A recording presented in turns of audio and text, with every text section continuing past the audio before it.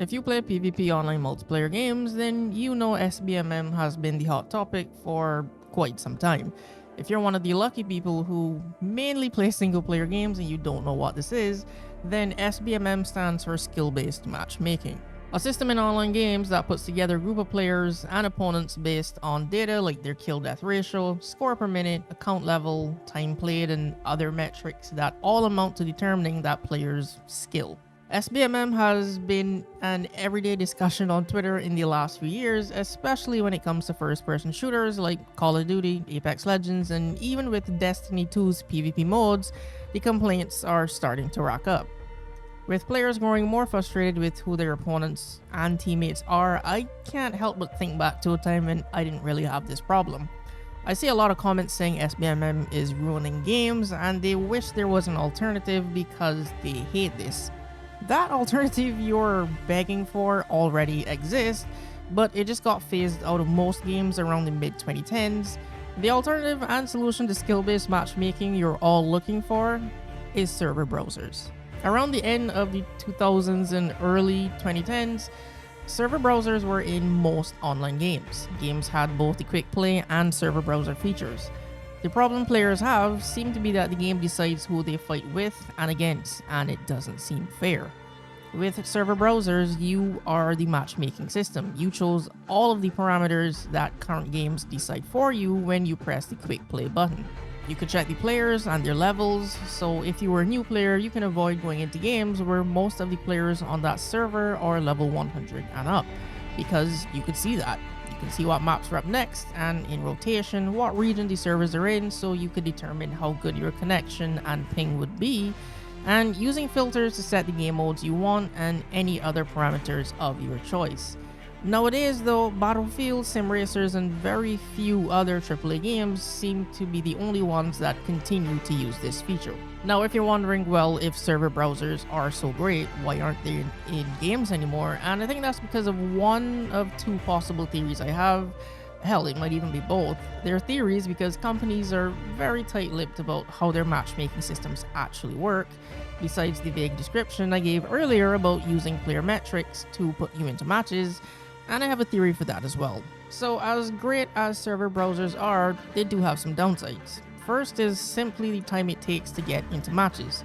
When you hit quick play, you're put into a match on average in about 2 minutes or less. Setting filters and searching through lists for a server that isn't full and has all of the parameters you want takes time, and longer than you'd think.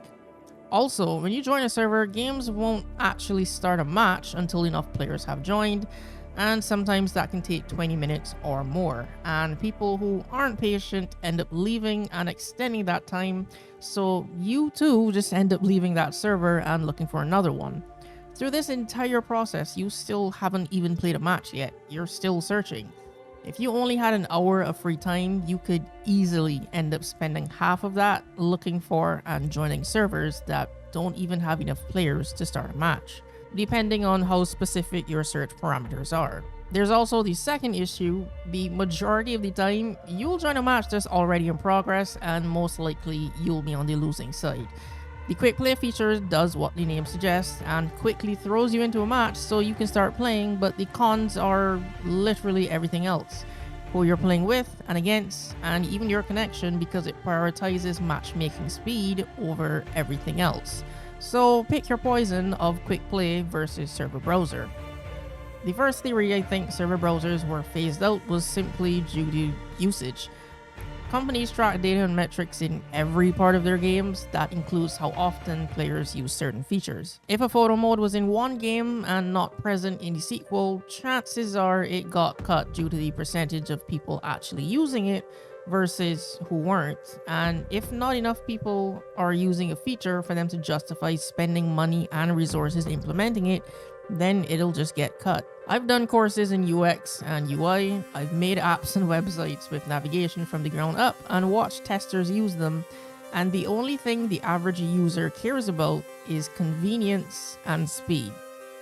It doesn't matter if a feature you made is a better experience for them. If it's one click too many, they'll skip it, stop using it, or ask for changes to be made so that there's a faster way of doing it. So from a designer standpoint, this is the first reason why I believe they got rid of server browsers.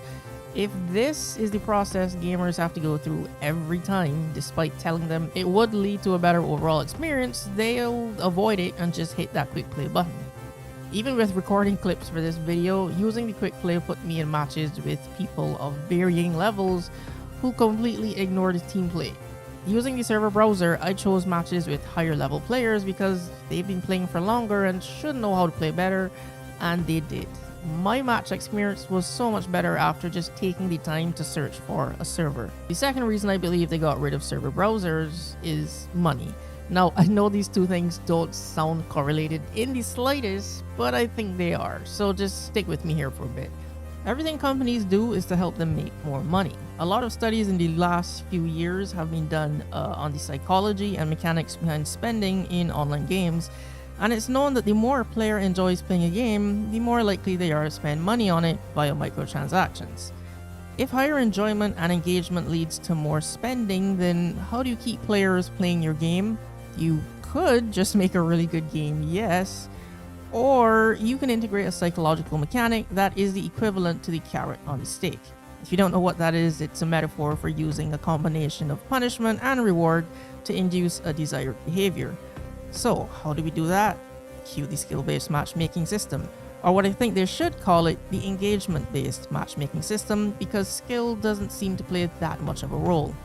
If you lose every match, you're gonna get frustrated and stop playing.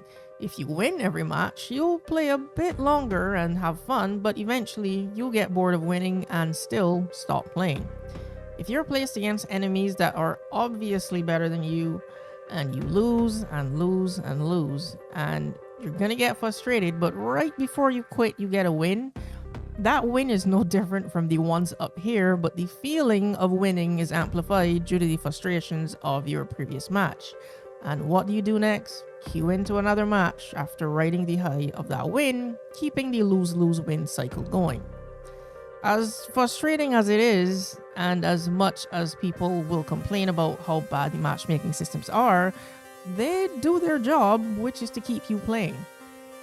And if you think companies are above implementing psychological mechanics like this that manufacture your fun by placing you with harder enemies, then giving you a win just to make money, just remember the only reason you can now see what's in loot boxes and you're no longer just putting money into a slot machine not knowing what you'll get is because actual laws had to be put in place to stop them from doing that. Which is why I don't think any company explains how their matchmaking systems work. And none of them would publicly admit they're skewing matches with who they're pairing you with and against so you keep playing and manufacturing your fun. Either that or the more likely scenario, they won't explain how it works because it's too technical, and even if they did, gamers won't understand anyway because they think everything is easy when it comes to game development.